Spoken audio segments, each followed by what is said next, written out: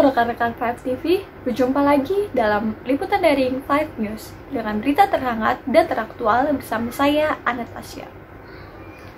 Foto truk membawa besi panjang masuk ke area Pulau Rinca yang berhadapan langsung dengan Komodo menjadi viral pada akhir pekan lalu, Senin 26 Oktober 2020, dan menimbulkan kontroversi di kalangan warganet.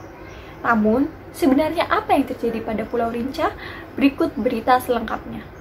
Pada beberapa pekan lalu, warganet dikejutkan dengan foto sebuah truk membawa besi panjang masuk ke area Pulau Rinca dan berhadap-hadapan dengan Komodo. Potret ini mengemuka di media sosial Twitter yang mulanya dibagikan akun @kawanbaikkomodo. Foto tersebut kemudian memperoleh atensi publik dan menjadi ramai, serta dibagikan kembali oleh sekitar 3.600 pengguna Twitter. Tertanggal 26 Oktober, tagar Save Komodo pun trending di Twitter. Warganet merasa proyek ini bukan untuk pengentasan kemiskinan orang Flores, akan tetapi merupakan pembajakan negara yang dilakukan oleh oligarki, karena dianggap tidak memedulikan konservasi dan membuat para komodo tidak nyaman. Pulau Rinca merupakan bagian dari Taman Nasional Komodo dan bagian dari warisan dunia UNESCO. Itu yang menjadi perhatian khusus kita, kaum muda.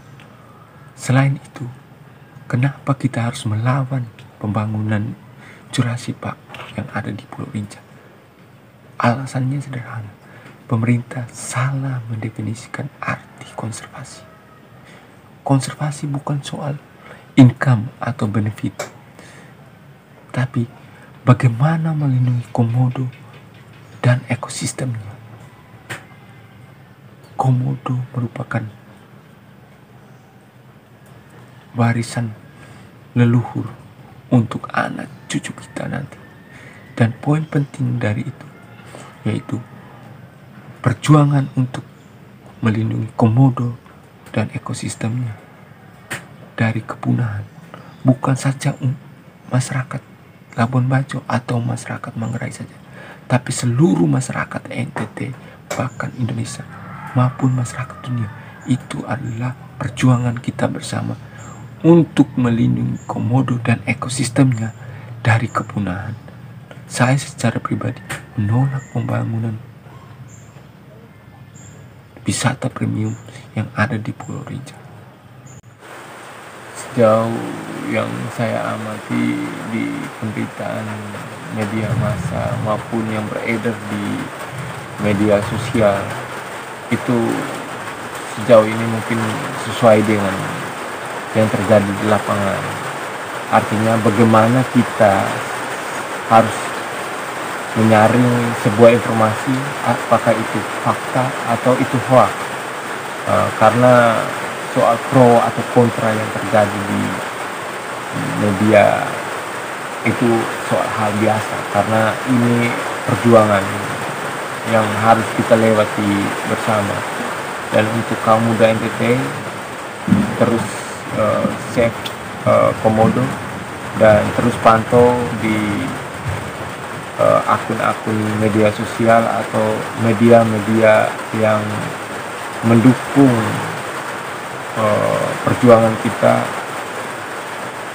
untuk melindungi komodo dan ekosistemnya dari kepunahannya. Mungkin itu saja. Terima kasih.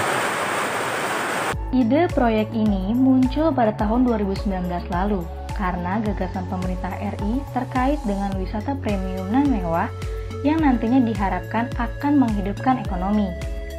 Dilansir dari web resmi Kementerian Pekerjaan Umum dan Perumahan Rakyat Republik Indonesia, yakni www.pu.go.id, pemerintah percaya diri bahwa proyek ini telah direncanakan secara terpadu yang mempertimbangkan aspek lingkungan, sosial, dan ekonomi.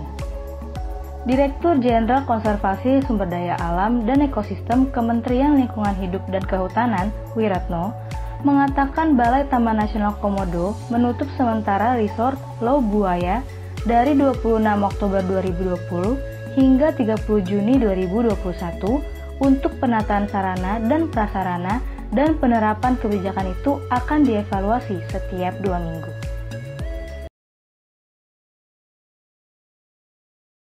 Bicara soal Taman Nasional, itu kita harus paham soal zonasi.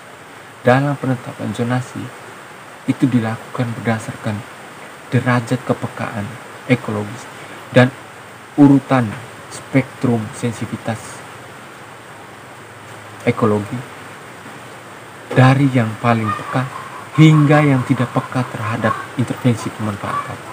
Itu yang harus kita pahami bersama.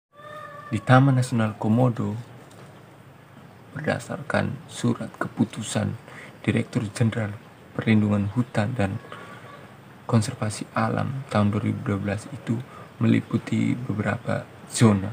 Ada zona inti, ada zona rimba, ada zona perlindungan bahari, ada zona pemanfaatan wisata daratan, ada zona ada zona pemanfaatan wisata bahari, ada zona pemanfaatan tradisional daratan, ada zona pemanfaatan tradisional bahari, ada zona khusus pelagis, dan ada zona khusus pemukiman. Baiklah pemirsa, sekian berita yang dapat saya sampaikan. Semoga berita kali ini dapat bermanfaat dan jangan lupa tetap mematuhi protokol kesehatan yang ada. Saya Anastasia beserta kru yang bertugas pamit undur diri. Terima kasih, sampai jumpa. Five TV, be kreatif.